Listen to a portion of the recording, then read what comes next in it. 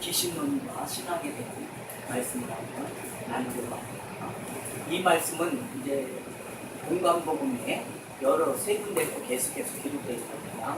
예수님이 공생에 시작하기 전 이제 성령의 이끌림 가지고 40일 광야에서 이제 기도하시는 게 시험받는 그런 내용입니다.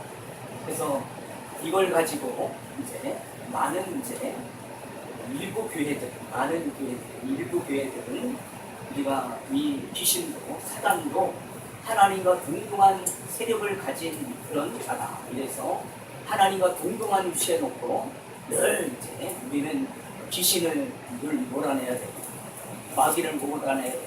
사탄과 싸워서 이겨야 된다. 이런 식으로 너무 몰고 가가지고 이상한 기독교를 만드는 그런 것도 있습니다.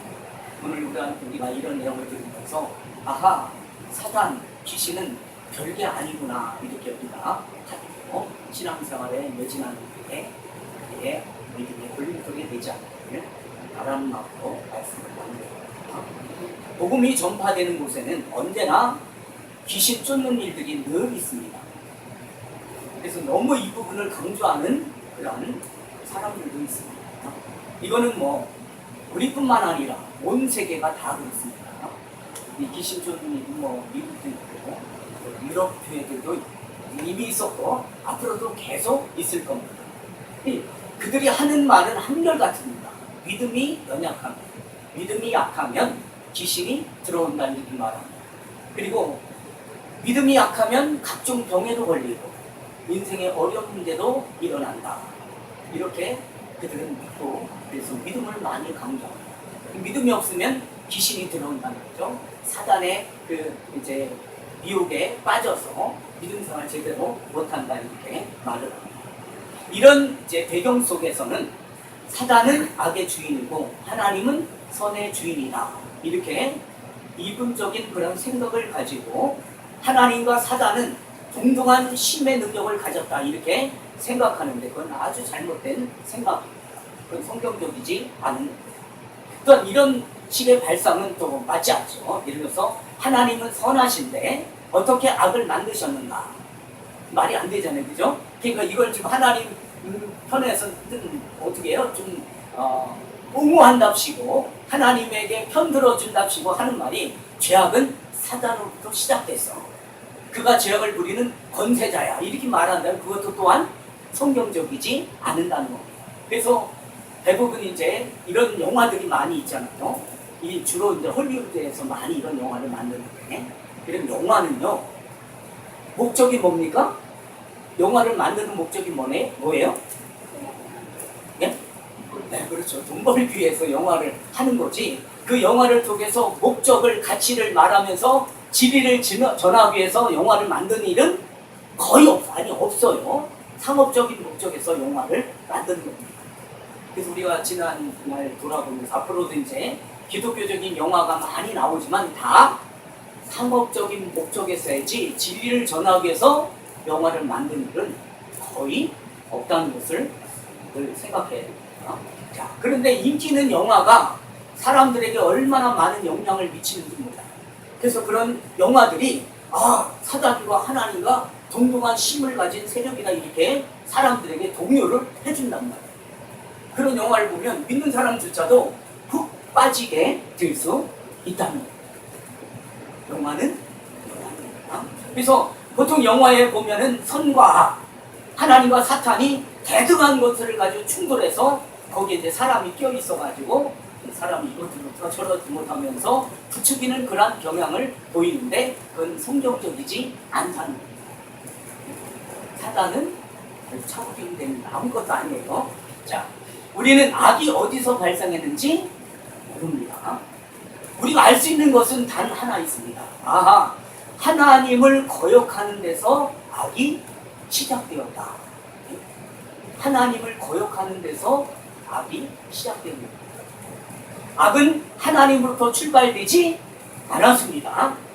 하나님을 거역하는 사람으로부터 시작되는지 모릅니다.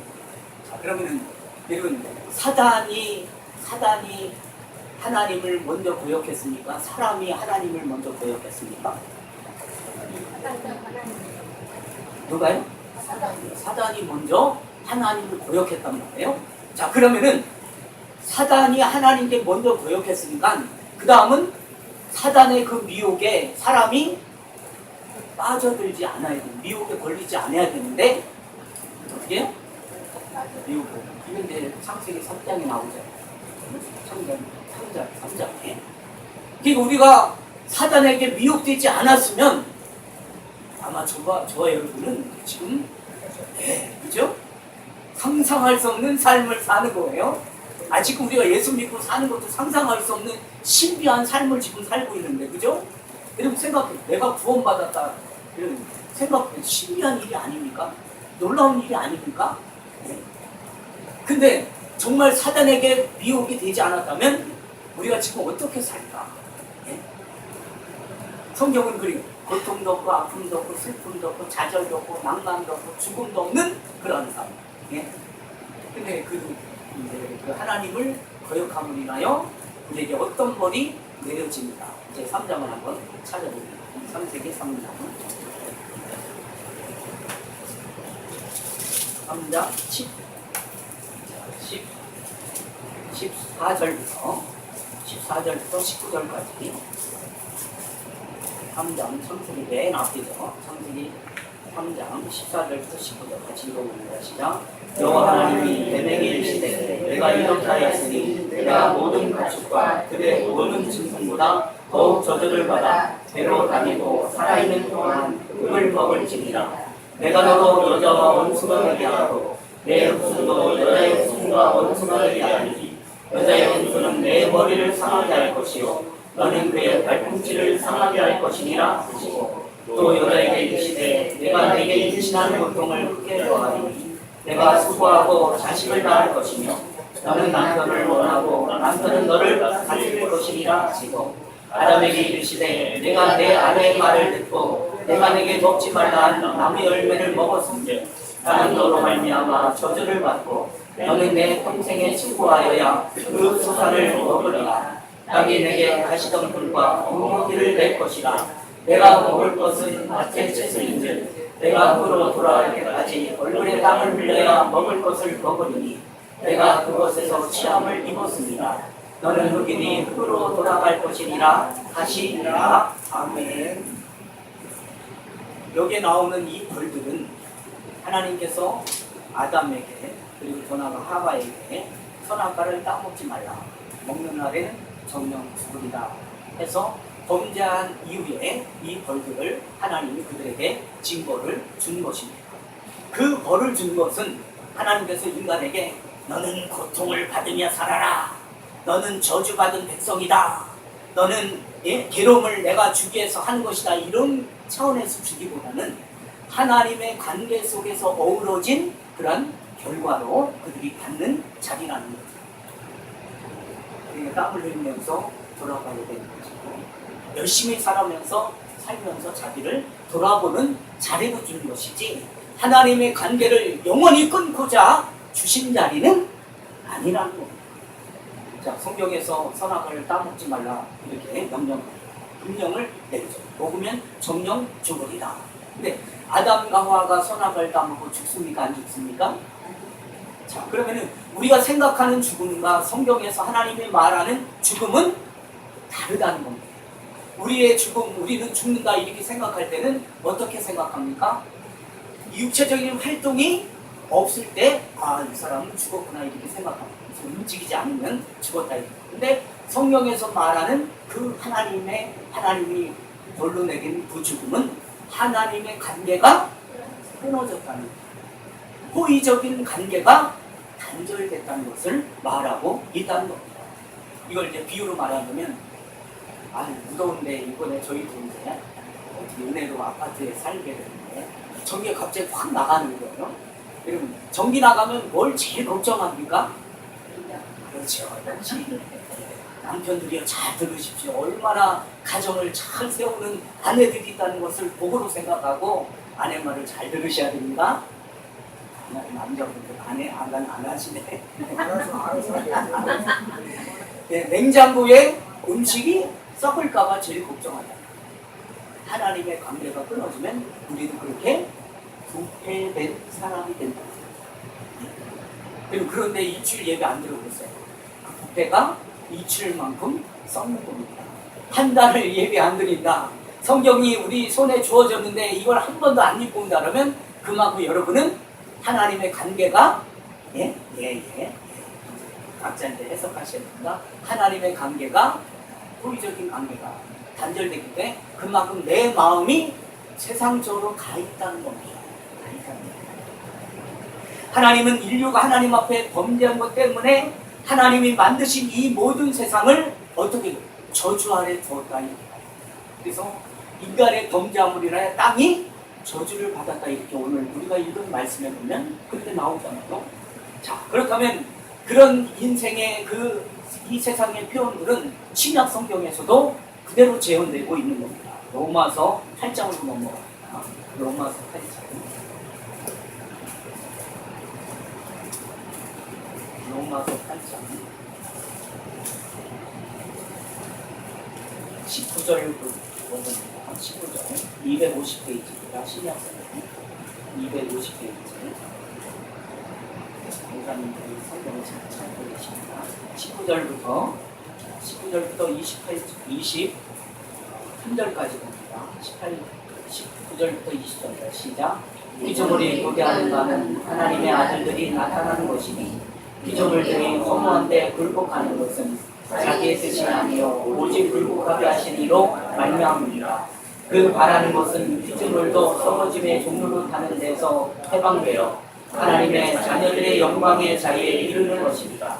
피조물이 다 이제까지 함께 탄식하며 함께 고통을 겪고 있는 것을 우리는 아느니라. 그뿐 아니라 또한 우리도 성경에 처음 읽은 열매를 받은 우리까지도 속으로 탄식하며 양자될 것 곧 우리 몸의 식량을 기다리느니라. 아멘. 하나님이 지으신 이 모든 우주가 어디에 속해 있는가 이렇게 말할 때 오늘 성경에 보니까 허무한데 굴복한다. 이 우주 가운데 인생들이 살아가는 그 기준은 허무한데 굴복하는데 있다 이렇게 말합니다. 썩어지는 곳에 종로를 타고 있다 이렇게 말씀하고 있습니다. 우리가 사는 이 세상이 왜 재앙 가운데 있습니까? 왜 홍수가 있고 가뭄이 있고 지진이 있고 또 여러 가지 화산이 터지고 왜 그런 일들이 일어나는가? 그것은 하나님 앞에 이 세상이 저주 아래 있기 때문에 그렇다는 거예요. 하나님의 관계가 호의적이지 않기 때문에 그렇다는 거예요. 왜 그렇습니까? 하나님의 형상으로 지음받은 우리가 하나님께 죄를 범함으로 인하여 그분과 단절됨으로 말미암아 우리 인간이 살도록 만들어진 이 세상 속에서 축복이 될 수 없다는 것을 말하고 있는 거예요. 그래서 우리 신자끼리는 그런 말들을 잘 이제 구별해서 해야 됩니다. 우리 믿는 사람이 갑자기 돈을 많이 벌었다면 우리는 보통 이렇게 말해요. 아유 하나님 축복받았고, 작은 집에서 큰 집으로 옮기면 아유 축복받았네 이렇게 말하는데 그렇게 말하지 말고 우리는 이렇게 바꿔야 됩니다.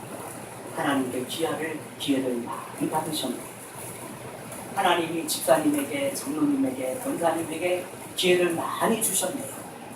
이 기회는 어떻게 우리는 받아야 됩니까? 잘하면은 하나님 앞에 영광이 되지만 잘못하면 경고로 받아야 됩니다. 하나님 나에게 이 물질을 주면서 경고하고 있구나. 하나님 나에게 건강을 주면서 나에게 경고하고 있구나. 잘 사용하고. 우리는 그런 용어로 우리 신앙을 좀 다듬어 갈 수 있어야 됩니다. 말하자면 하나님이 이 세상을 저주 아래 가뒀는데 그 나에게 그것이 나중에 저주가 될 줄 모르고 너무 좋다, 너무 복받았다, 하나님 영광이다 이렇게 말하고 나중에 보면 그럴 수 있다는 거예요. 그래서 우리는 그 단어를 기회받았다 이렇게 말하는 것이 오히려 더 성경 읽히지 않을까. 다시 이제 말씀 들어보면 먼저 죄를 범하면 하나님과 단절된 사탄과 그 희라들이 죄와 사망 아래 있는 우리를 유혹하고 시험하고 공격할 수 있을 것입니다. 우리 성경에 그런 일들이 많이 있잖아요. 우리가 욥기를 보면서 사단이 욥에게 와서 그렇게 하잖아요. 그런 일이 있을 수는 있습니다. 그러나 그것이 왜 그런 일이 일어나느냐? 우리가 죄 아래 있기 때문에 그런 일이 일어날 수 있다는 겁니다. 그 외에 우리를 하나님 손에서 빼앗아가지고 멀쩡하게 우리를 그냥 그렇게 몰아가지는 않는다는 겁니다. 그러니까 우리가 사단의 그 휘하에 있다는 것은 어떻게 보면 물론 좋은 훈련을 하나님 주시는 과정이지, 하나님과 똑같이 동등되게 사단도 동등한 힘을 가지고 그렇게 역할을 한다 이렇게 보면은 안 된다는 겁니다. 꼭 사단은 우리 안에 들어와 우리의 의지와 우리의 의식을 장악하는 일을 하나님의 권세를 부리도록 하게끔 하나님은 허락하지 않는다는 겁니다. 그러니까 우리가 사단을 하나님과 대등한 그러한 힘을 가진 능력자로 생각하면 그건 성경적이지 않다는 겁니다. 꼭 귀신에 사로잡히는 일이 있을 수 있습니다. 그건 아주 특이한 경우예요. 그러나 일반적으로는 사단이 귀신으로 들어와서 우리를 농락하고 우리를 주장하고 하나님 자녀의 은혜 자리를 없어버리고 이런 일은 하나님이 허락하시지 않는다는 겁니다. 우리는 간혹 우리의 신앙이 사단과 귀신과 같은 초월적인 힘에 의해서 좌우된다고 생각하면서 자기 신앙의 책임을 져버리는 경우를 늘 보게 됩니다. 그건 아주 신앙의 나쁜 태도인 겁니다. 절대 그러면 안 되는 겁니다. 그러면 우리가 잊지 않았지만 마태복음 4장이나 그리고 또 누가복음에도 이 동일한 내용들이 기록됐습니다. 그걸 보면 예수님이 사단을 이기고선 우리를 구원했구나 이렇게 생각하는데 성경은 그렇게 말하지 않는 겁니다. 우리를 그렇게 살려놓지 않은 겁니다. 예수님은 하나님 앞에 우리의 죄를 씻기 위해서 오셨지 사단에게 이겨서 드디어 우리를 살려냈다 이렇게 말하지는 성경은 말하지 않는다는 겁니다. 하나님께서는 회복한 일을 먼저 하시기 위하여 하나님이신 예수 그리스도 그분을 이 땅에 보내신 겁니다. 그래서 그분을 보내셔서 우리의 죄 문제를 해결하기 위해서 우리의 죄를 물음으로 인하여 그를 십자가에 지게 하셨다는 겁니다. 우리의 문제를 해결하기 위하여 하나님과 다시 화목하는 일을 위하여 예수님은 오셨다는 겁니다. 그래서 에베소서 2장에 찾아보면 그런 내용이 우리에게 이렇게 말씀하고 있는 겁니다. 에베소서 2장입니다. 2장 13절, 14절, 18절까지 312페이지입니다. 우리의 옛날의 모습 속에서 예수님이 오셔서 우리에게 어떤 은혜를 주셨는가. 13절부터 18절, 에베소서 312페이지 13절부터 18절 같이 읽어봅니다. 13절부터 18절 시작. 이제는 전에 멀리 있던 너희가 그리스도 예수 안에서 그리스도의 피로 가까워졌느니라. 그는 우리의 화평이시니라. 둘로 하나를 만들사 원수된 것 곧 중간에 막힌 담을 자기 육체로 허시고 법조문으로 된 계명의 율법을 폐하셨으니 이는 이 둘로 자기 안에서 한 세 사람을 지어 화평하게 하시고 또 십자가로 이 둘을 한 몸으로 하나님과 화목하게 하려 하심이라. 원수된 것을 십자가로 소멸하시고 또 오셔서 먼 데 있는 너희에게 평안을 전하시고 가까운 데 있는 자들에게 평안을 전하셨으니 이는 그로 말미암아 우리들이 한 성령 안에서 아버지께 나아감을 얻게 하려 하심이라. 아멘. 예수님이 이 땅에 오심은 하나님과 우리의 단절된 관계를 회복하기 위하여, 오늘 말씀을 보면 화목하게 위하여, 화평하게 위하여, 막힌 담을 헐기 위하여 예수님이 이 땅에 우리를 오셨다 이렇게 말하고 있는 거죠. 우리의 죄로 인하여, 우리의 범죄로 인하여 그 죄를 씻어주기 위하여 예수님이 오셨다 이렇게 말합니다. 그리고 예수님이 이 땅에 오셔서 어떻게 하셨어요? 죽으셨습니다. 사신 게 아니에요? 죽으셨다는 거예요. 그래서 어린 양으로 오신 예수 그리스도 이렇게 말합니다. 어린 양 구약에서 그렇게 예표한 그분이 드디어 실체로 오셔서 우리의 죄 문제를 단 한 번에 인류의 모든 죄를 씻어주었다는 거죠. 인류의 모든 죄라는 것은 택한 예수 그리스도 안에 있는 택한 하나님의 백성을 말하는 것입니다. 우리의 신앙의 문제에 있어서 가장 중요한 것에서 사탄과의 문제가 아니라 하나님과 우리의 관계입니다. 이게 더 중요한 겁니다. 이걸 보지 못하면은 이제 늘 사탄과 싸워서 이기는 신앙으로 우리는 막 갈 수밖에 없는 거예요. 제 동기 목사님이 한번 이제 만나서 이 얘기를 하는 거예요. 아, 목사님은 예수 이름으로 귀신도 쫓아내고 병도 고치고 해야 된다. 이게 우리의 주된 사역이라. 목사님 우리 그 사역을 해요. 그리고 예수님이 오셔서 병 고치는 것이 주된 사역이었습니까? 예수님이 오신 것은 우리를 구원하기 위해서 오신 거예요. 병 고치기 위해서 오신 게 아니라 죽은 자를 살리기 위해서, 영적인 생명을 살리기 위해서 오신 것이지, 뭐 이 땅에 무슨 이상한 걸 그쪽으로 매지네. 그래서 목사님, 아니 외신부단 나오고, 그래서 내가 존경하는 스승 목사님 만나서 그렇게 말하면, 아, 목사님과 교제할 수 없어. 전화도 안 하고 같이 가고. 아직도 그 신앙의 한 부분의 틀에 막혀가지고, 우리 신앙도 마찬가지잖아요. 예수 믿는 복 받아야 돼. 무슨 복을 받으려고 합니까? 여러분, 이만한 이 귀한 복을 받고도 아직도 더 받을 복이 있다면 그건 아닌 거예요. 이걸 복으로 우리는 복이라 말하지, 돈 많이 뭐 벌겠다, 뭐 건강하게 살, 그건 기회죠, 기회. 예? 하나님 그렇게 기회 주면 더 그렇게 살도록 우리 마음가짐을 가져야지, 잘못 받아가지고 하나님 앞에 저주받을 수 있는. 우리의 신앙의 문제는 이 세상 속에서 하나님과 나와의 문제인 겁니다. 예? 그래서 우리를 구원했는데, 우리는 그저 야, 사탄이 나를 끌어간다, 나를 사탄이 나를 가둬놓으면 어떡하지? 그러지 않아요. 하나님 그렇게 허용하지 않는다는 겁니다. 물론 우리의 신앙을 좀 더 견고하게 하여 그렇게 하실 수 있지만 그렇지 않다는, 대부분 그렇지 않다는 거예요. 예? 이길 만한 자에게 이길 능력을 하나님 주시고 싸우게 하신다는 겁니다.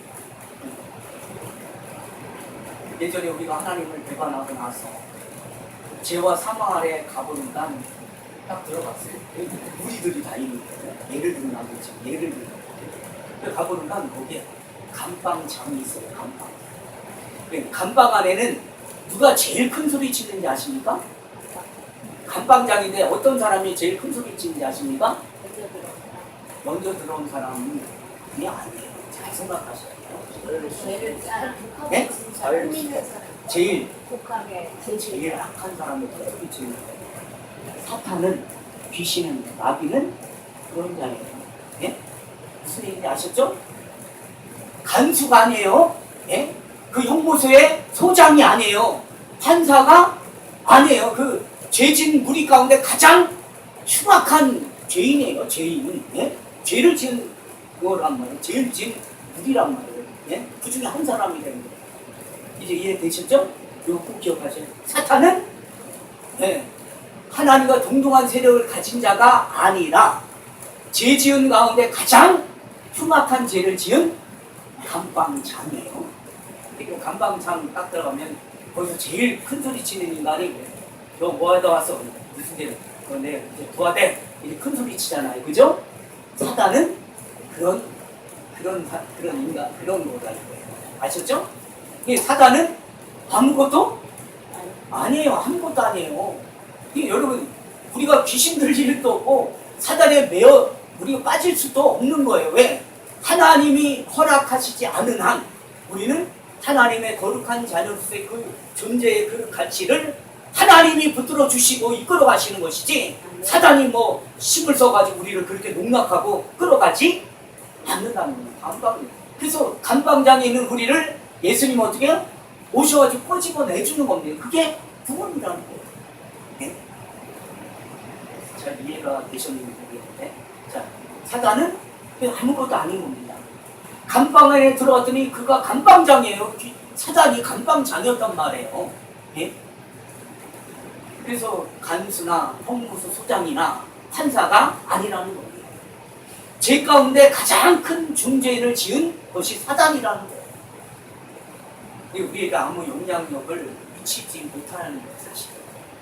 거기에 우리가 나약하니까 자꾸 그냥 그래서 아유 이거 내가 이렇게 살다가는 이런 자꾸 사단이 미혹하는 거죠. 예수님이 오셔서 하신 일은 오늘 우리를 그 형무소에서 꺼내 주시는 겁니다. 죄를 지은 그 자리에서 우리를 씻어서 깨끗게 해주는 겁니다. 감방장과 합의를 본 게 아니에요. 예수님은 모든 천하의 주인으로 오셔서 우리를 꺼내주신 겁니다.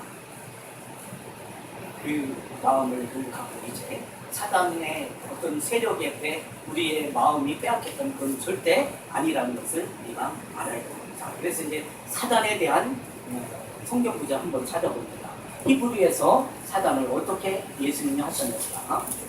히브리서 2장입니다. 14절 2장 355페이지 신약성경 355페이지 신약성경 2장 14절부터 16절입니다. 355페이지 신약성경 뒤쪽입니다. 뒤에 성경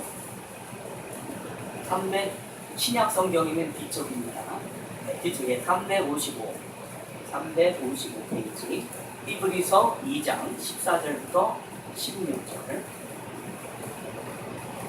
읽어봅니다. 14절부터 16절 시작. 자녀들은 별과에게 속하였으며 그도 또한 같은 모양으로 별과 입을 크게 지니시고 죽음을 통하여 죽음의 세력을 잡는다. 곧 마귀를 멸하시며 또 죽기를 무서함으로 평생 되어 종로로 가는 모든 자들을 도와주려 하심이니 이는 확실히 천사들을 붙들어주려 하심이 아니요 오직 아브라함의 자손을 붙들어주려 하심이라. 사탄을 마귀를 불복하는 것은 여기서 멸하셨다 이렇게 말하는데, 이 멸하셨다는 것은 사단의 세력을 죽였다 없앴다는 거 아니라 제한하고 있다는 거예요. 언제까지요? 네, 주님이 다시 오실 때까지는 제한하고 있는 것이지 죽여서 소멸시켜서 이런 뜻이 아니라는 겁니다. 그래서 그러면 왜 그렇게 결국 이제 이를 멸하시고 왜 하나님이 그 일을 행하시는가? 사단을 왜 그렇게 하시는가? 우리 믿는 택한 자를 왜 하나님이 그렇게 하셨다는 거예요. 천사들을 위해서 하는 것이 아니라 한 아브라함의 그 자녀들, 그 이후에 그 조상들의 그 자녀들을 위해서 하나님이 그 아브라함의 자손을 붙들어주려 하심이다, 이렇게 성경은 말씀하고 있다는 겁니다. 그래서 감옥에 있는 우리를 예수 그리스도가 찾아오셔서 우리의 죄를 씻어주시고 우리를 꺼내셨다는 겁니다. 그런데 감방 안에 있는 그 상황에서 우리가 누구의 죄를 씻어주는 겁니까? 감방장 앞에서 내가 너를 이 감방장 앞에서 죄를 씻어준다 이렇게 말하는 게 아니라 하나님 앞에서 예수 그리스도가 오셔서 우리의 죄를 씻어주신다는 겁니다. 자, 사탄이 이미 그래서 이야기한 대로 간수도 아니고 감방에 거기에 형무소의 소장도 아니고 판사도 아니라는 겁니다. 감방 안에서 꺼내셔서 예수 안에 있는 자리로 우리를 옮겨 주셨다는 겁니다. 그래서 신약성경에서 이렇게 꺼내 주셔서 우리에게 이런 성경은 우리에게 이런 말씀을 해주는 겁니다.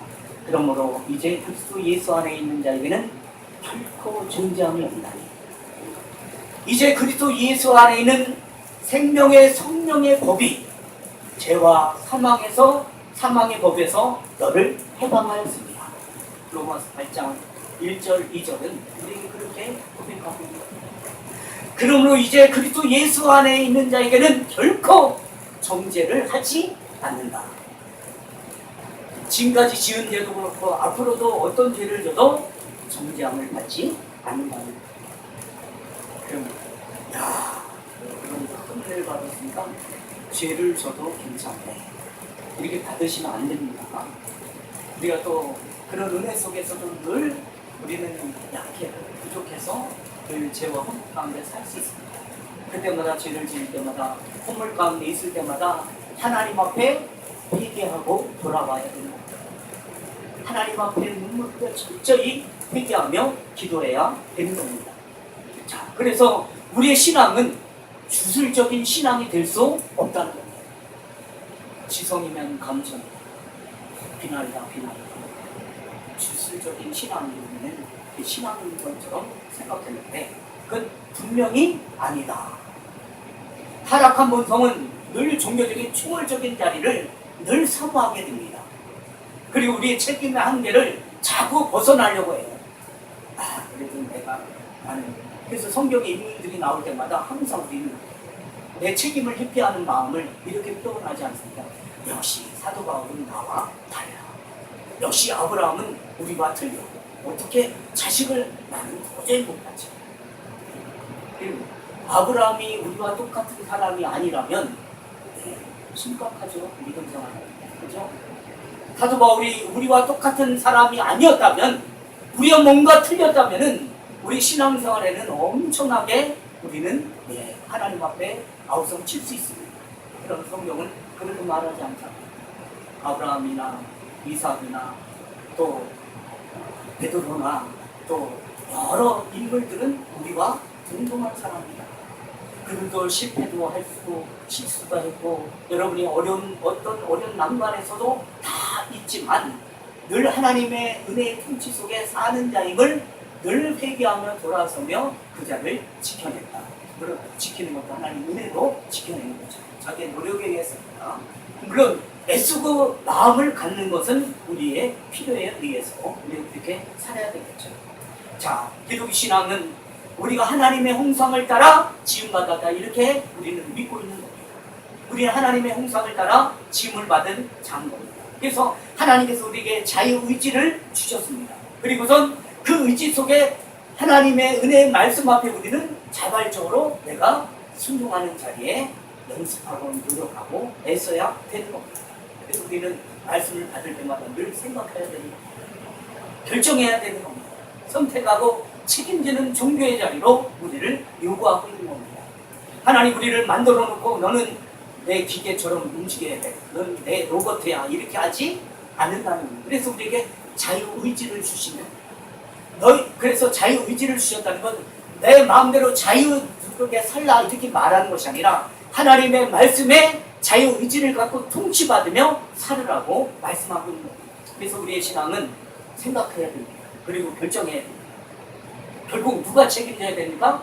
그 말씀을 갖고 우리 믿음을 내가 책임져야 되는 거예요. 말씀을 받은 만큼 그 마음에 그 결단과 각오와 결심을 가지고 살아야 됩니다. 마귀 들리면 우리는 보통 이제 기도해서 쫓아내야지. 뭐 틀린 말은 아니죠. 그러나 그것이 어떤 주술적인 그런 어떤 자리에 가는 것은 그건 성경적이지 않다는 겁니다. 그래서 신앙도 마찬가지죠. 신앙도 성령 하나님께 기도하면은 나에게는 선한 마음만 갖고 좋은 마음만 갖지 나쁜 마음은 갖지 않을 거야, 이렇게 마음 먹는 것도 주술적인 신앙의 자리에 갈수록 있다는 겁니다. 우리 신앙은 늘 유혹받습니다. 미혹을 받습니다. 시험도 받습니다. 도전도 받습니다. 그러나 내가 선택해서 하나님 말씀을 받고 내가 선택해서 하나님 편을 들으냐 안 들으냐의 차이에 우리가 있는 겁니다. 이 일에 우리는 책임 있는 우리의 지혜와 하나님 앞에 지혜를 구하고 우리의 선택된 그 자리에서 우리의 헌신이 요구될 때 나가야 되는 겁니다. 그래서 기도할 때도 마찬가지입니다. 헌금할 때도 마찬가지입니다. 또 성경 읽을